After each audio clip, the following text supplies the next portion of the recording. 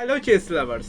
So আজকের আমি আপনাদের জন্য নিয়ে চলে এসেছি একটি ব্ল্যাক স্ট্র্যাটেজিক্যাল ওপেনিং ক্যারোখান ডিফেন্স, যা আপনাদের গেমটিকে আরও শক্তিশালী করে তুলতে সাহায্য করবে।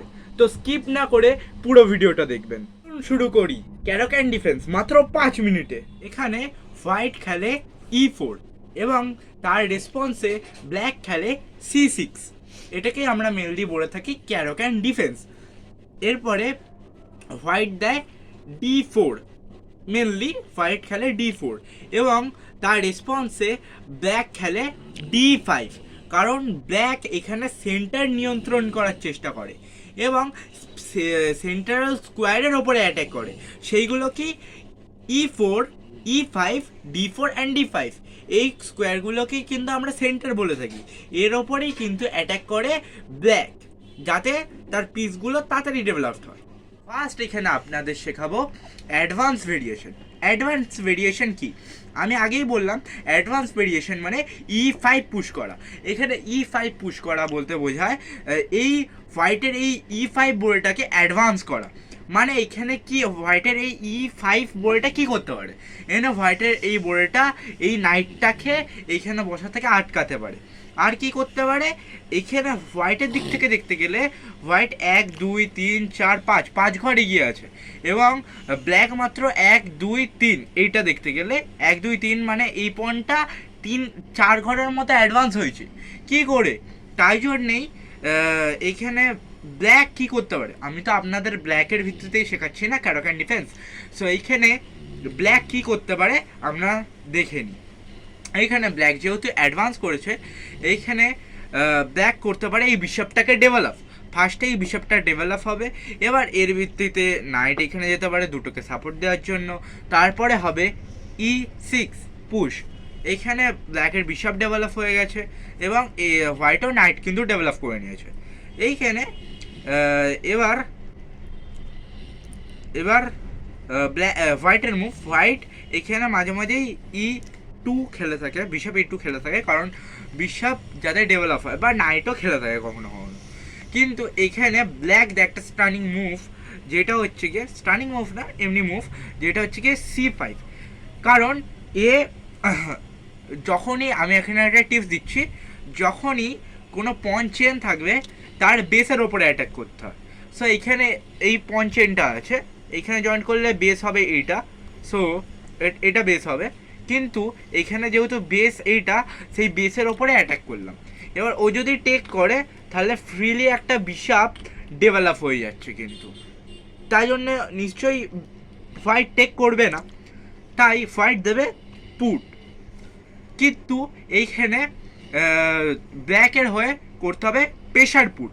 সেটা হচ্ছে গিয়ে কুইন দিয়ে এর ওপরে প্রেশার, প্লাস এইখানে গিয়ে এর ওপরেও প্রেশার, যাতে টেক্স অ্যান্ড টেক ব্যাক পরে করব, কিন্তু প্রেশার পুট করতে হবে।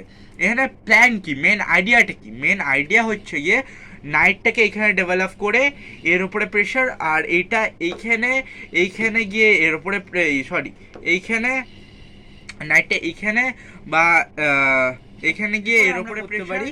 এই বিশপটাকে এইখানে সরিয়ে এই নাইটটা এইখানে নিয়ে এসে এর উপরে প্রেশার, বা এই বিশপটাকে তো সরাতেই হবে, এইখানে নিয়ে এসে এর উপরে প্রেশার।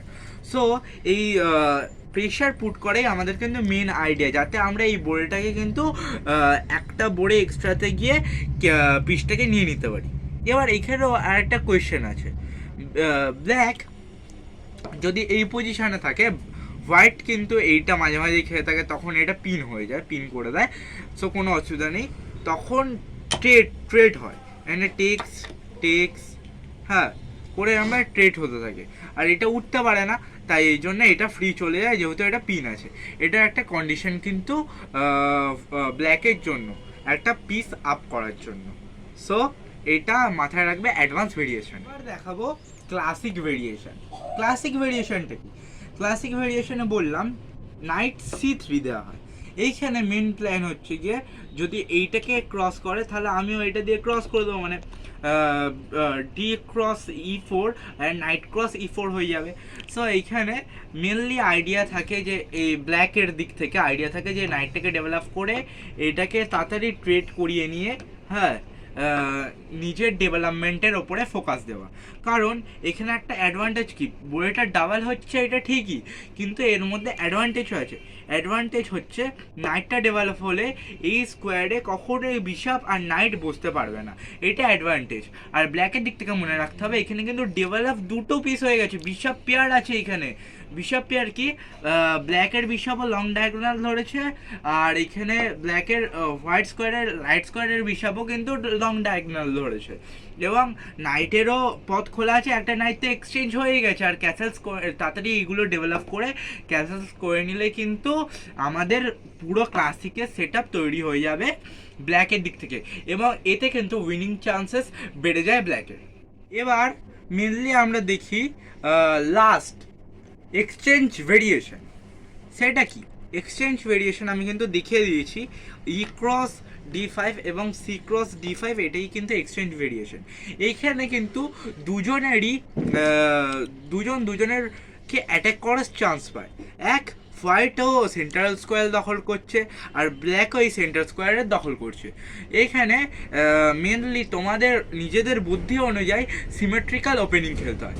যদি এইটা আপনারা চান যে একটা ভেরিয়েশন আনি এক্সচেঞ্জ ভেরিয়েশনের ওপরে ভিত্তি করে, তাহলে তাড়াতাড়ি গিয়ে কমেন্ট করুন এবং আমাদের এই চ্যানেলটাকে সাবস্ক্রাইব করে রাখুন এবং নোটিফিকেশান বেলও অন করে দেবেন, যাতে নেক্সট যে ভিডিওগুলো আপলোড করব সেইগুলো আপনাদের কাছে যেন তাড়াতাড়ি চলে যায়।